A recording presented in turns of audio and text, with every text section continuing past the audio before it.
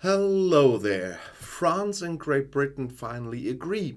Surveillance technology and an increased use of police officers should reduce illegal migration across the English Channel. More than 41,000 people have already crossed the English Channel to Britain this year, and that's more than ever before. London wanted to precisely control immigration through Brexit, and now a contract with France should help. So we do it alone, yeah.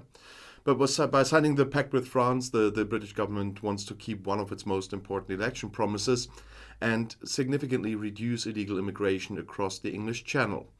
Home Secretary or Interior Minister Suella Braverman signed the agreement with her colleague Gérald Darmanin in Paris on Monday, which for the first time provides for British officials to be sent to France as observers, and vice versa. The number of police officers deployed on the northern French coast is to be increased by 40%, and new surveillance technology is to be used. London in particular will pay for this. An amount of 72.2 million euros is planned for the period of 22 and 23. In particular, both countries want to target illegal entries from Albania. According to British figures, almost a third of the migrants who make it across the English Channel come from there, so from Albania. This is mainly due to the fact that criminal Albanian gangs control the refugee camps in northern France. It was said recently in London, at least. France has now also pledged investments in reception centers in southern France. This is intended to discourage migrants coming via the Mediterranean from going to the Channel coast and give them a safe alternative. Unauthorized immigration is one of the UK Conservative government's biggest concerns, even though the number of migrants arriving is significantly lower than in most EU countries.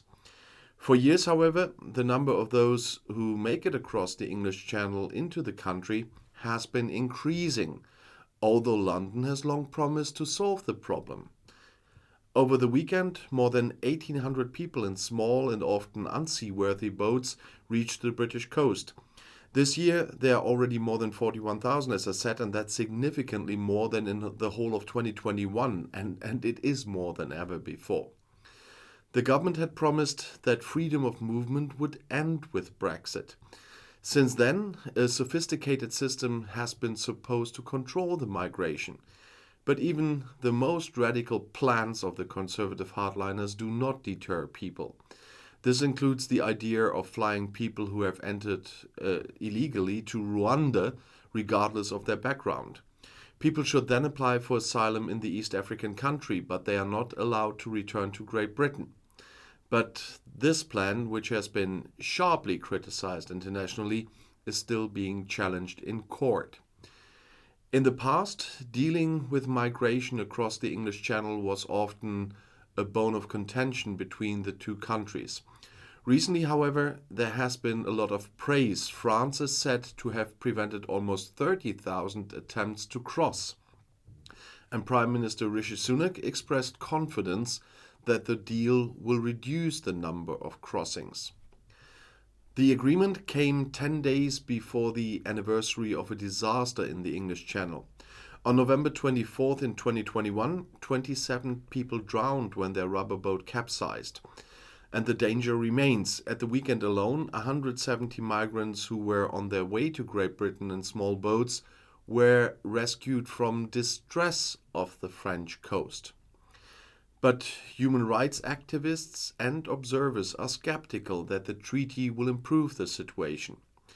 The refugee organization Refugee Council demanded that London rather ensure safe entry routes and work more closely with the EU. Lucy Morton of Britain's border guards union ISU told Times Radio, stopping and then forcibly releasing migrants does not change the situation. Thousands of people are waiting for a crossing in northern France. Added to this is the often chaotic situation in Great Britain itself. As reported by the Refugee Council, citing the Ministry of the Interior, more than 120,000 people were recently waiting for their asylum application to be processed. That's almost 4 times as many as in December 2017. And the conditions in the Manston Reception Centre in southeast England recently caused a stir as well. Designed for 1,600 people, up to 4,000 migrants were housed there. Recently, there have been several cases of diphtheria. The Conservative government relies on toughness. Home Secretary Robert Jenrick claimed over the weekend that migrants were taking advantage of Britain's generosity. Hotel Britain must come to an end, wrote the politician, calling for simpler accommodation for people. Illegal immigrants are not entitled to luxury hotels, he wrote. Observers warn that the tone, which is often perceived as inflammatory, fuels racism and right-wing extremism. Just a few weeks ago, a white man threw several incendiary devices at a reception center in Dover. And the most fun thing in this situation at the moment really is, after take back control of our borders, they do need the help of France and can't do it alone. Not legally. I'll see you in my next video. I'll be back.